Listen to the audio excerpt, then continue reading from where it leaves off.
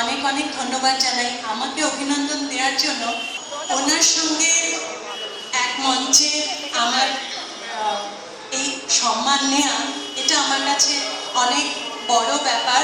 আমি একটা ছোট্ট ঘটনা বলবো। আমি আমি তখন বেশ ছোট, একটা কম্পিটিশনে গেছিলাম।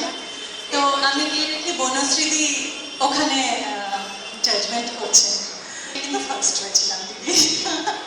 পরে আমি বম্বে চলে যাই। আমার গুরু হচ্ছেন রবীন্দ্র জয়ন্তী।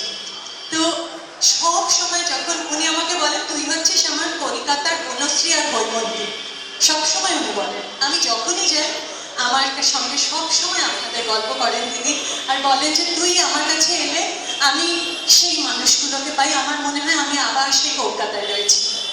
তো আমি কি বলবো, দিদিকে অনেক ধন্যবাদ দিদি, আপনি আমার পাশে দাঁড়িয়ে রয়েছেন। আর আজকে আমার গুরু শ্রী রবীন্দ্র জৈনজিকেও এই সম্মানের মনোনয়ন দেওয়া হয়েছে, ওনাকে সম্মান দেওয়া হয়েছে।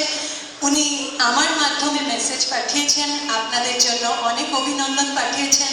আপনারা ভবিষ্যতে আরও ভালো কাজ করুন। আমি শুনলাম science city, auditorium, indoor stadium, নিশ্চয়ই অনেক ভালো কাজ হবে। কিছু প্রোগ্রাম ডেকোরাম মেনটেন করলে, কিছু সিনসিয়ারিটি আরও যদি সবার মধ্যে চলে আসে, খুব সুন্দর অনুষ্ঠান হবে। এত ভালো উদ্যোগ, সবার মধ্যে এনার্জি রয়েছে। আর হ্যাঁ হ্যাঁ নিশ্চয়ই দিদির সামনে আমি কি গান গাইবো?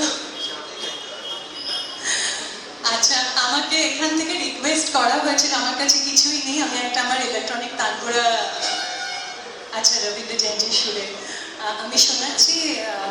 আমাকে একদিন রবীন্দ্র জয়ন্তীর ফোন আসে আমার কাছে যে কোয়েল আজকে তোকে আমি একটা আনন্দ দেবো, তোকে একটা বাংলা গান রেকর্ড করতে হবে। তো তখন আমি পৌঁছলাম, গিয়ে দেখলাম যে অজিত শত্রু মহাশয় ওখানে বসে আছেন। তখন ওনার সঙ্গে আমার প্রথম পরিচয় হয়। তো ওনার লেখা একটা গান রবীন্দ্র জয়ন্তীর সুরে তখন আমার কণ্ঠে রেকর্ড হয়েছিল। আমি একটুখানি সেটা শোনাচ্ছি, আমার তানপুরা যদি আমাকে সঙ্গ দেয়।